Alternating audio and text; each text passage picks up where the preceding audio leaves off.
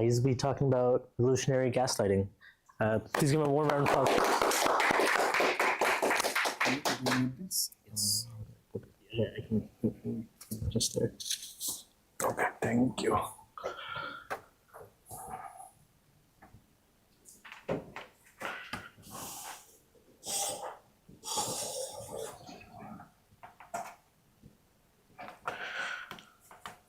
Okay, I think it's working fine.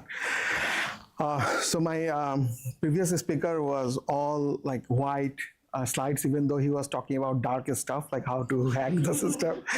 I am talking about white stuff, but my slides are dark.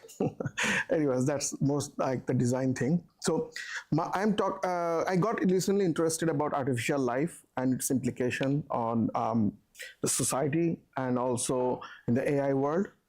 So this work has been done with the help of like game theoretic model and also genetic algorithm. I'll talk a little bit about that, like how I apply these things over here. So it has two parts. One is theoretical side. Another one is like little bit experiment I did to prove that theory is working. All we are trying to say that like when does it become rational to stop believing anything your environment tells you? Whatever every agent is in an environment, when you think like, okay, I no longer believe the environment and I need to look something else. So let's start with you can recognize gaslighting. Like it's I think one of the films long ago they first introduced this term, and people use it about manipulating others, mostly one-to-one or some like a small group. You probably hear these things where people say that, okay, you are not good enough, you are overreacting. All they are trying to manipulate you in a way, they fabricate and distort the reality and tries to give you a distorted picture of the reality. And based on that, you can act. You act and then you face the consequences. So what does it mean? So we know many of the people here are from engineering background, and someone was talking about the information theoretic. So we know that Shannon's theory and information, when you have a channel and there is a noise into that. So that's the engineering problem. That means it comes naturally, but deception is something else. How? So the passive noise, which is like, well, you can't see it because of that light, but so you have that noise signal, and signal corrupt at random. You can use Bayesian receiver and the zero mean, right? Because it's random, and if you zero mean over time, and you can get the distorted noise out of the system. In biology, like predators, they change their colors. It's natural. You can have noisy thermometer. You can have a radio, which is giving you noise, sound signals. But about the deception in active gaslighting, you can, which is not like zero mean. Errors are structurally and adversarial, and they are intentionally put into the signal, as you can see from the picture. You can insert that within your signal intentionally.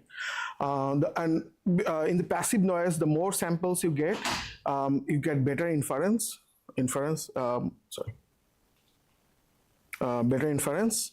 But in this case, if you think that I will get more samples from this signal, it will not get better. It will actually worsen that, and that is what we want to prove through experiment. Okay. And another thing I would like to also mention, like if you see here, like this information and AI perturbation, which is more like adversarial network, neural network, where you can intentionally put some noise or fabricated data so that the training model gives you bad results. So for now the theory side, the formal model, you have an environment where you are living. So it can have, so it's very simplistic. I use Bernoulli for distribution. Either you have true state 0 or 1, and deception is the probability that the signal S, which is coming from that environment, it is fabricated, or it is distorted. So if probability of S not equal to T is our this small delta. So what does it mean? That if you see that delta is 0, that means signal is perfectly honest. That means S and T, whatever T is saying, the true state, the signal is interpreting the same thing. If it is 1, that signal is perfectly inverted, total gaslighting we're calling it. And if it is like middle, that means it's like a coin flip, random, anything can happen. So this is about the environmental side, where you have the environment and environment giving you signal. Now the other side, where you have the gene, it's not gene, it's gene, biological gene. So where you have this a single continuous, it is also a probability, and it is showing you how much skepticism you are developing throughout your generation or life cycle. So deception rule. So we also take it from a distribution, and this P is probability. If it is greater than that skepticism, then the action is 1, and if it is less than that, 0. So the probability is, we just use the equation. If the agent takes an action, then it becomes 1 minus sigma.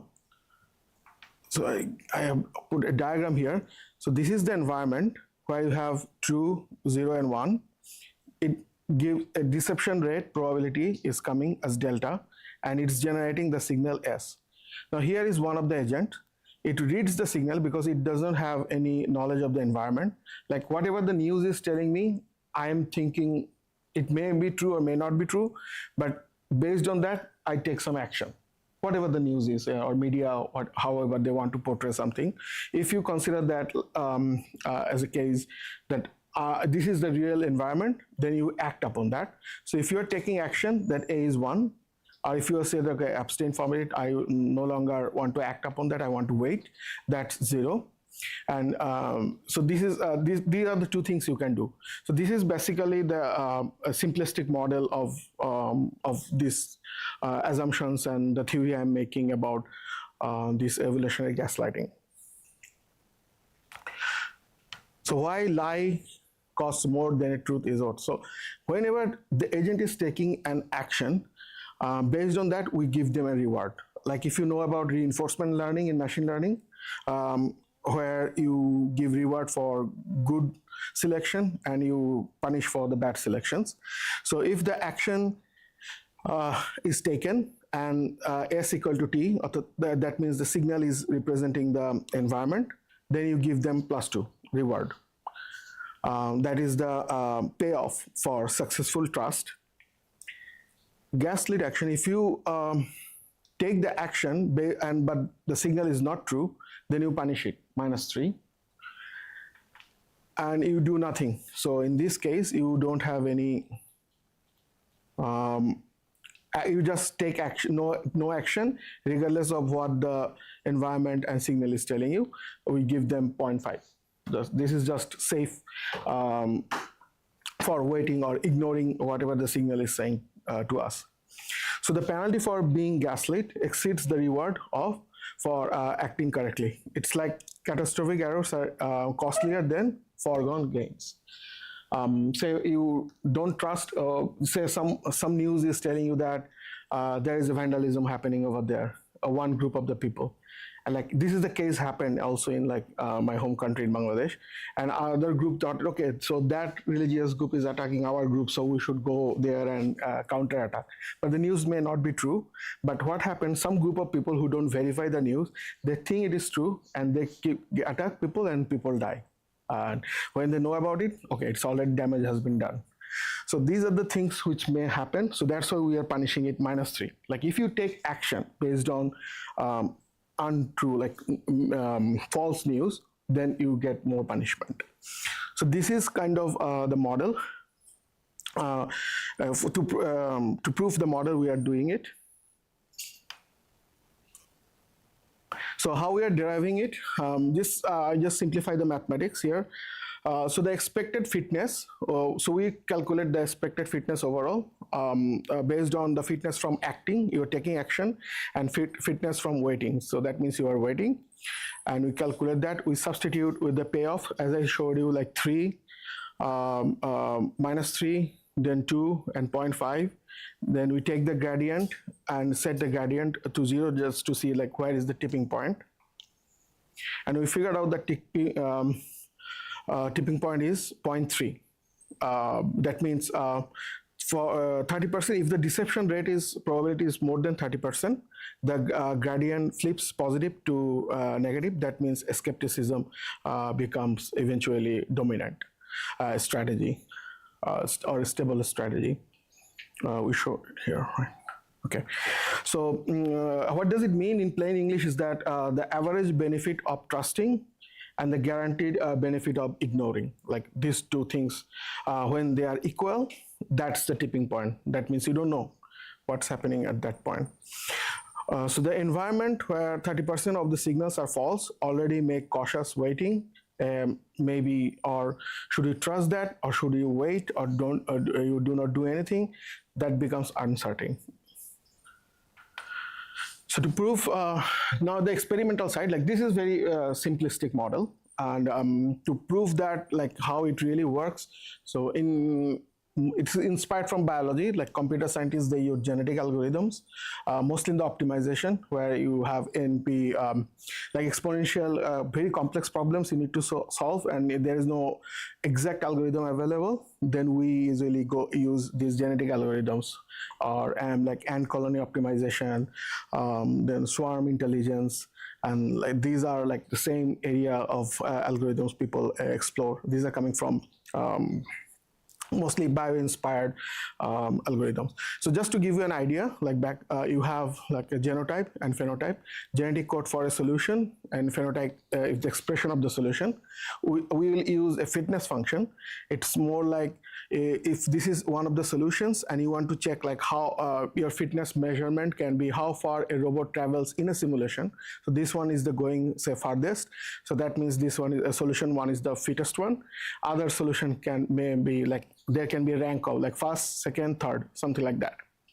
Then what we do, we have a selection, selecting parents for breeding based on the fitness. So whichever is fit, this solution is doing good. So that means we are picking this up as a, we are selecting it. Then we are doing say crossover with another solution 3. The solution 2 gets rid of that by generation. It's evolutionary algorithm. So that means in the evolution, whichever is failing, not that fit, survival for the fittest, right? So if it is not fit enough, then it gets discarded, and we keep on doing crossover, mutation, and replace that. That's how we go through each of the generation. So this is basically like kind of high level approach of genetic algorithms.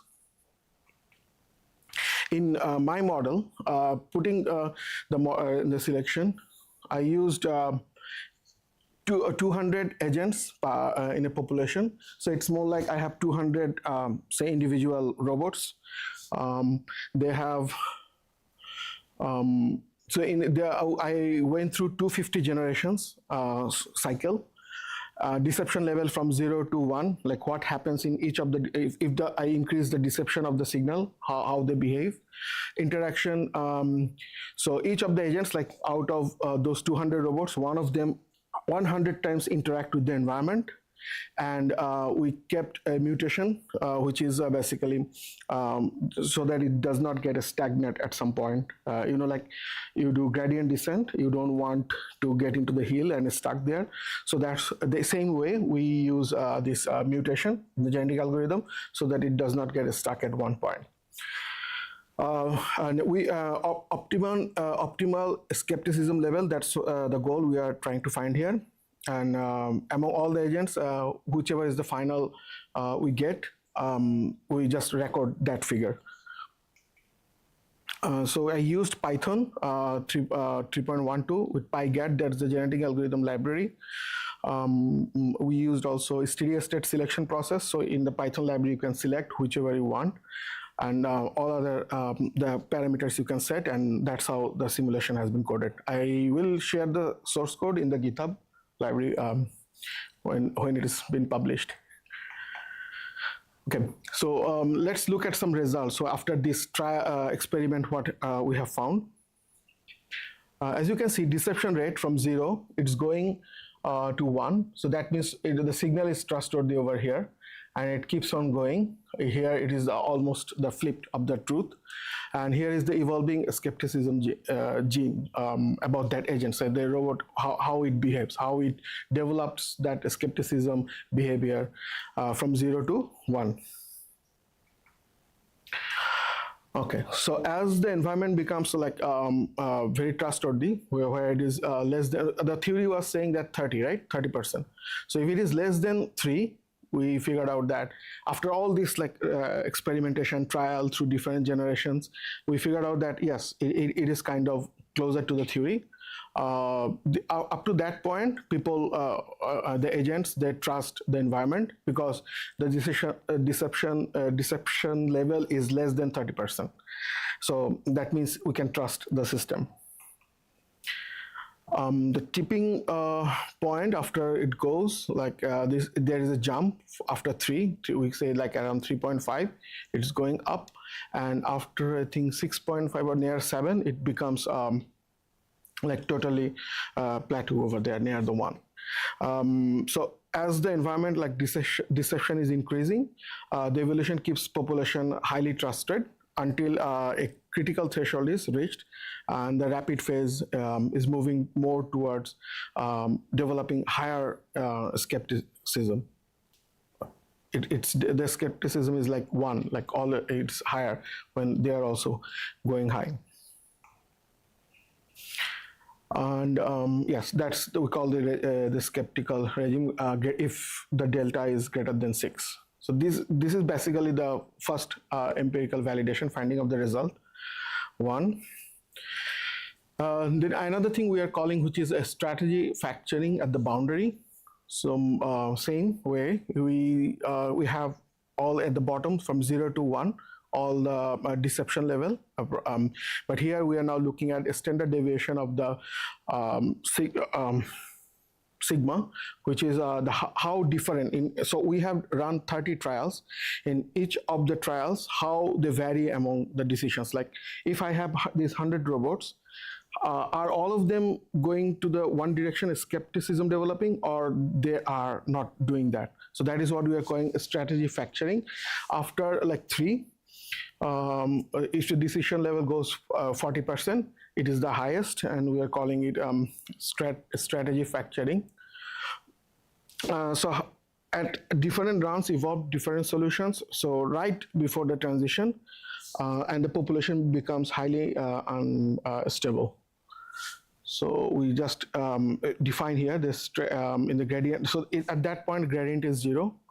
So instead of moving as a single uniform block, the population it splits into coexisting trusting and skeptical subgroups, because at that point the fitness we reward them +2 if they are following that, -3 if they are following something which is wrong, and 0.5 for waiting, not doing nothing at all.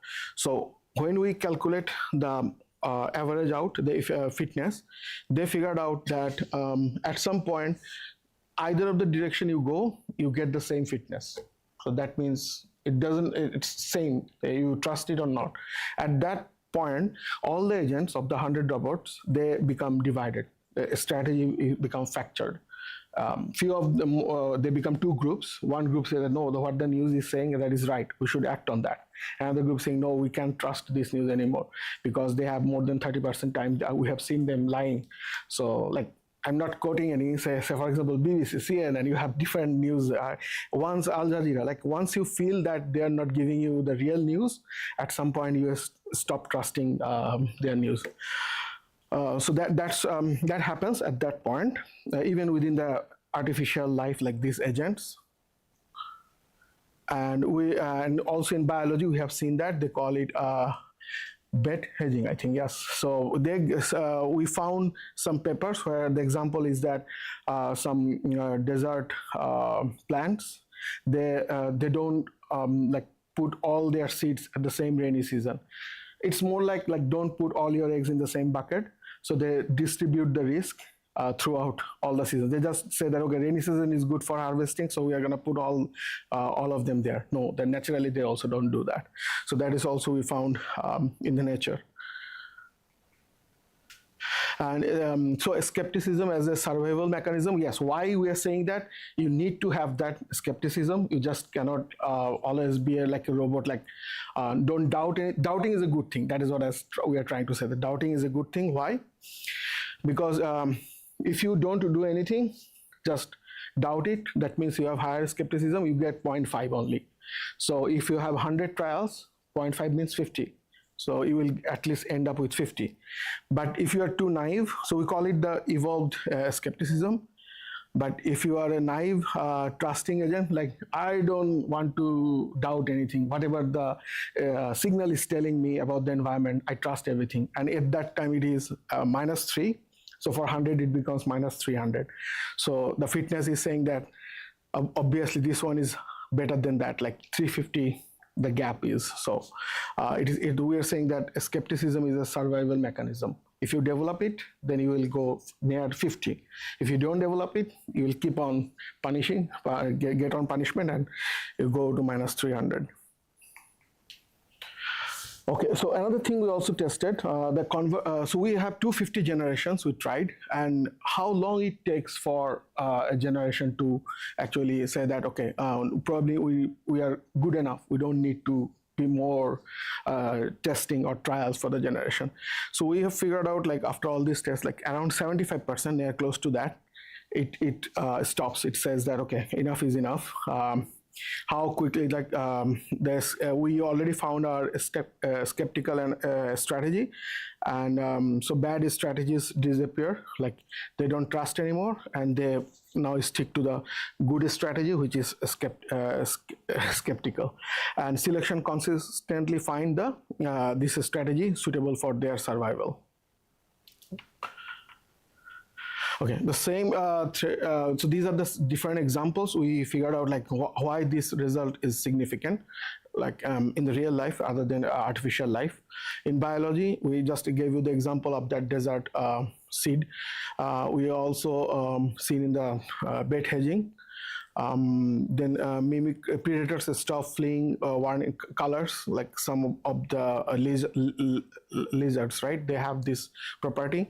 They mimic like a harmless, like a dangerous animal so that they are safe. But this is like giving wrong signal to the others. Then economics, information asymmetry, market manipulation. We have seen probably in back home. I have seen in the what do you call stock when you have share market. People gives false news so that some price may go up and down, and some people lose all their money in the share market, and it happens. So they also use this like fabricated. They distort the reality. Like they're gonna merging. This company is not doing good, but actually they are doing good. And you, based on that, you act. You buy the share, and the next day you see, okay, the price has been dropped. You lost a lot of money. So something like that is very real in economics. And sociology, I just gave you the example of the social media, how they manipulate a certain group of people and they act on that, and the catastrophe happens. Okay, so the takeaway from this work is, so there is one catch here, like I should just read it. When the skepticism is high, the agent is functionally sealed off. It doesn't listen to what, because I developed so much skepticism gene that I no longer trust any sources. So I seal off. I don't, whatever saying good or bad, I just flipped switch. So even though after that, say they become truthful, say their management has been changed from that news corporation and they are now doing good stuff. But just because they have developed that bad reputation, the people who like do not trust it anymore, they keep on distrusting that group, even though they are changing it. So that's another good finding, that we flipped the signal, but now they are no longer trusting it because they have no way to test the environment. They only they have interface with the signal only, not the environment. So they cannot, those who verify, like that is probably in the future research. If you can verify whether they are doing the same thing or not, then you can do that. Only way they can verify is act upon that. If the action is good and it is true, then you get +2 reward. If it is false, you get -3 punishment. That is the only way they can look at it. So the strategy that optimal under deception would be maladaptive or honesty. If once the honesty returns at the gene encoding disengagement, once fixed, does not really de-evolve. A population that fully distrusts information cannot be governed, coordinated, or taught by shared signals. It becomes, in a precise sense, ungovernable. And the example I was giving, the adversarial AI frontier. So if you have sensors, if somebody poison it, and the model policy will also then keep on trusting only in internal priors. And like, I'm not sure like whether they are still testing this, but according to this theory, the AI network will also stop distrusting. But I don't think they have any way to do the punishment and reward thing yet. Okay, so this is the last slide. The takeaway is that 30%, if usually more or less near 30%, if the environment gives you like deception level goes more than 30%, you flip. It's higher when it is 3.35, and the reward is like survival is 50 versus -30. Which one you can take? So the future work, we want to extend this work to social network sharing, meta information, like whether one agent can share, because in this model, those 100 robots can talk to each other. But what if there's a small group, they can discuss something and they evolve? Those will require a little bit higher and complex mathematical model, which has not been tried. That is what I'm trying to do in the future. Non-stationary time varying deception rates. Deception rates here, it is it's like 0 to 1. It's not varying over time. So that is what will also make it complex. I incorporate T and multi-gene, because there was only one genome, which was the skepticism. But what if it has other genes which we can interfere with that skepticism? Like, say, for example, creativity. If someone is creative enough to verify the knowledge, and so they can update, revise their belief system and knowledge and go update it. Like open-minded people and like closed-minded people, something like that. If you're open-minded gene, if you have, how the model would look like. So these are like interesting avenues I can go from this research. That's why this is the starting work. Let's see what it can go. Thank you.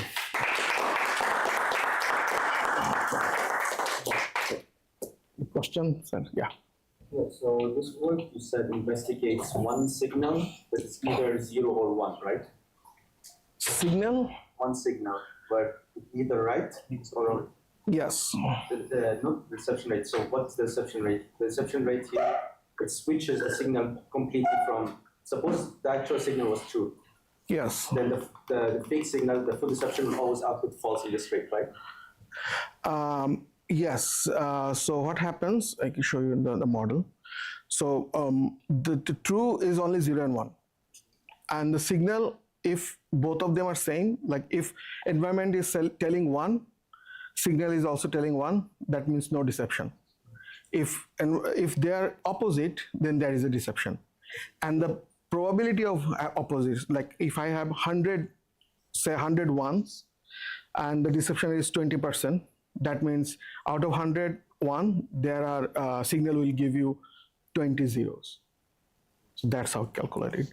So have you considered investigating two states that could be continuous? Like, for example, right, instead of the discrete state from 0 to 1, you have the continuous range of 0 to 1? We can do that, but the thing is, when you are just checking whether they're equal or not, and the probability function is wrapper on top of that, it actually do that normalization. You have to define something else besides equal, like maybe define in terms of utility function, right? Yes. Okay, have you tried doing that? Forget about the range. We tried doing this for multiple values, like for example, a vector of zeros and ones, rather than just a single value of 0 and 1. Have you tried doing that for multiple dimensions? For example, a deception agent could deceive you in some states, but not other states. Right. Some variables, but not other variables. So what evolutionary advantages would be there to completely distrust in that case?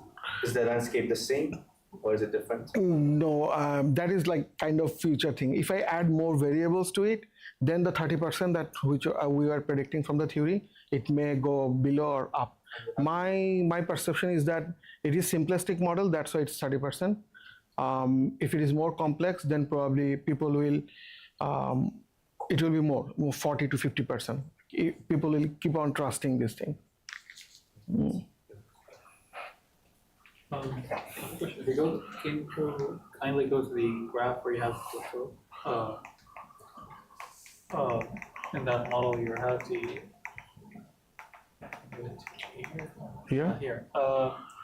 Something interesting happens a bit at the 30%. You start this it's basically this inclination. You're starting increasing exponentially, and then you get to the 60, around 60%. You start doing 60 or 70%. You're starting to have this asymptote. Right. What could be the explanation here for having this asymptote?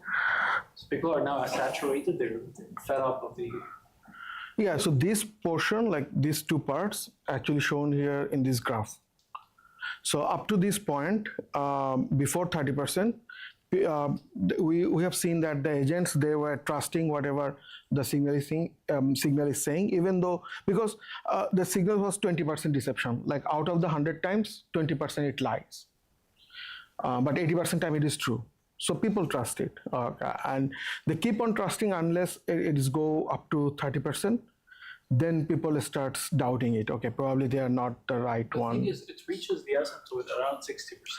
Even over here? Yeah, from 60% up to 1, so from 0.6 to 1, there's not much increase. Oh yeah, because they already decided we are not going to trust it. They close their they close their door. Yeah, okay. And even though like after that, if we even though deception rate goes down, they don't come back.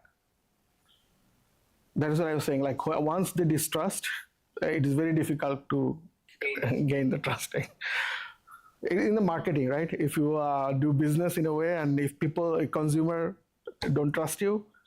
I have a question about the reward and punishment for fitness. Can you go back to that slide? This one? Yeah, this one. So how did you obtain these values? Did you fix them, or is there some kind of folklore in the field that gave rise to these values? Okay, good question. Yeah, the thing is, I went with the simplistic one, but the idea is that you should, if a lie costs more than the truth is out, like that is the thing. Like if you want to have punishment more than correct and the average, you can have, instead of +2, you can have +5, -5, 2, something like that, but it will give you the same result. The thing is, like if you follow whatever the signal is saying and it is true, then you reward. If it is false, then you punish. And if they don't do anything, in between somewhere. If you keep it this way, the graph is almost similar. I thought the tipping point would be different depending on these values, right? Little bit, but the test shows that not much. It's like 5 to 10% difference. I see. Have you considered a model where, I guess, so to speak, not all lies are treated equal? Not all? Lies. Not all deception is equal. Like, for example, that is what we did not consider, yeah. The case you mentioned seemed pretty heavy, like a very heavy cost to trusting the Yes, we did not put weight to the lies. Either lie 1 or 0, no lie at all. Yeah, it's more like mathematical problem rather than engineering problem. Yes. Is there a reason that you give like an inherent reward for doing nothing, like for abstaining? Because like if you get a signal which tells you should do an action, and it's true, and you don't do an action. Yeah, that's a good question actually. I tried initially with 0, like something if you don't do anything is 0. But the thing is, we figured out that 0 is also in between, like +2 -3 is also in between, right? Like. I mean for the abstention. Yeah. I mean, why this is +5, 0.5, not 0? Because to me it seems like that inherently like biases your model towards skepticism. If this is +2 and -2, then actually it doesn't work. Yeah, it's more towards it's more towards the truth more than the deception, because I mean it's closer to the value of your correct action. Oh, okay. I mean, so 30%. Putting them a bit aligned more towards with the people who are taking the correct action. Yes. Rather than Yeah, main focus was that you have to punish them more for wrong. That was the main goal. And other values, if I keep this one -3 and like +2 and other are like these two cannot be +3. What will happen then? The strategy will split between these two. Either they will follow or they will do that. So the main assumption is that if you follow a wrong news or wrong, you get more penalty. Like even biologically, if you cannot, if say you're in a jungle and one animal is not think that that is safe and goes there and eaten by the tiger, then the punishment is way higher than not doing that. Okay, I will probably eat vegetables and fruits. I don't need meat. So it's more like the decision, like in a game also, those people who do games, like if I go, if I'm successful, lucky enough, then probably I will come with a deer or a cow or whatever. If I go for hunting, if I stay home, I will eat vegetable. But if I go there and there is a tiger which comes and eats me, then the catastrophe -3. Yeah. That is what like we want to mimic this model numbers. Have you tried this with like 2, -3, and 0? Like you just changed the 0.5? Oh, no. I didn't try that, yeah. I just tried with the 0 and the same. The point is like, it should be, this should be higher than both of these, and there should be in the middle without action. But there should be some little bit gain, like eating vegetable. Yes, yeah, you have a... Consideration for like a negative points for abstaining where you actually should act for a true signal. For example, there's a tsunami threat, a true signal, and you do not act, boom, you're dead. There's a pandemic, we know there's a vaccine that works, you do not take it, boom, you're dead. Yes. In these cases, abstention or bad, but if there is no consideration. No, actually, that is what I put. Actually, if you see that social over there, the last one, if you can recall, like when the COVID vaccine came, few of the groups in Ottawa, they said that, okay, vaccine is evil and we don't want that. So the latency, they also spread this kind of news. Yeah, but the thing is, that can be like a future work. It's just a starting model, but it can be more complex. So this work has been accepted in one of the conferences taking place, and it is kind of my practice talk for that. Yeah. So I appreciate all your good questions. Like these are really challenging questions. Yeah. For the abstination one, so it's you basically deciding if it will be a positive or a negative, so to say, right? Right. So how do you determine if you're not putting your own maybe incorrect bias into determining if it should be a matter of caution or action or gaslighting? Right. You're giving this example right now for the pandemic, for example. Right. Maybe but through your own personal biases, could you not mess up the data? Yes. Correct. Right. So the thing is simply if I consider that one, like, so during COVID, so we are in that time. So news and media and saying that, okay, we have AstraZeneca and Pfizer, like these antiviruses in the market. If you put it in, you can be safe from COVID. Another group is saying that we have not yet do trial because medically you need a lot of trials, right? Clinical trial. Probably it's not good. Probably it will come as a bad thing, something. So it's more like that's the point of this like work. You are in a position right now that if I take it, probably it is locally safe. Like I will not get COVID, but COVID will not. Even if I get COVID, I will not be dead or it will not be severe. But if I don't take it, there is a risk of having that. But if I take it in the future, it might have some bad impact on my gene or some other disease will cancer or something will come. I don't know. So when you start, so you are not a doctor. You have to trust what doctors are saying. And the point is, if doctors are saying the signal, this work is not going into that. It's saying that if doctors found reality, okay, there is no side effect of that, and if you're telling them the truth and you trust that, then you should take the vaccine. But what if the doctors found it, but because of the government pressure or some state, they're saying that no, we need to do our marketing. Like they say that if we don't market it this way, people will not buy it. Many of the marketing tools are like that, like in the business, just because we have to hide this news. Yeah, like for example, soft drinks. People say that it is bad for health, but they don't want to show it. The smoking, they marketed it differently. So if they hide the truth, and then it becomes difficult for you whether you should trust what they are saying or not. And what we are saying that if you trust that they're saying that, okay, smoking is good and you get cancer, it's a catastrophe, right? Yeah, so if that's the thing. Like there are a lot of future works that can be done actually in this area. And I believe that it will be helpful.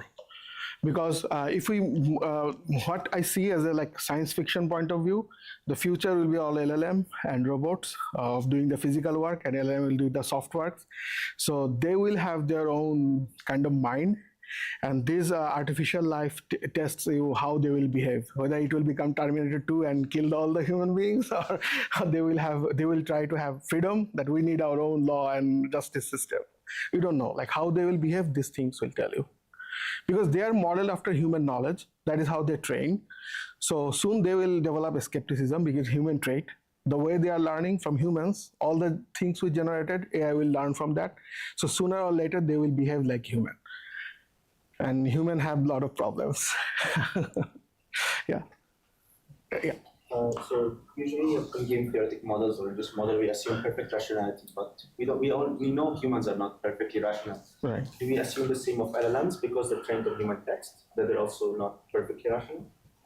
Yeah, they don't have consciousness yet, or we cannot prove that. But the thing is, so what they do, like the fitness function, like they have trained on like dumb human beings to most intelligent human beings. They are reading dumb novels and like highest rated research papers, award-winning research papers. So they are learning from everyone.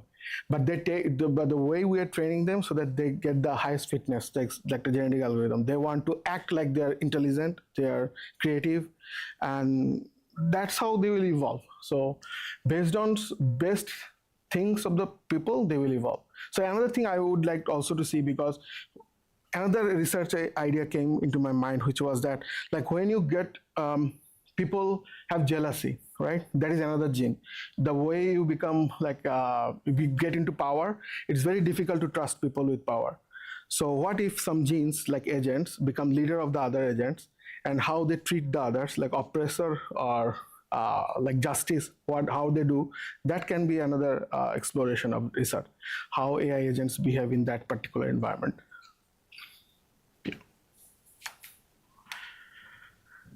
I don't forget. Thanks.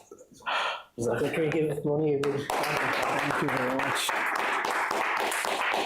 All good, man. I'll just grab it. Yeah. Yes. I don't know who gave this one. I'll do return that. Okay. Jazakallah, everyone. I just want to throw up the QR code one last time. Like I said, we're trying to build a community for all the research network people. If you haven't had a chance to join the newsletter or join the LinkedIn group, please do so.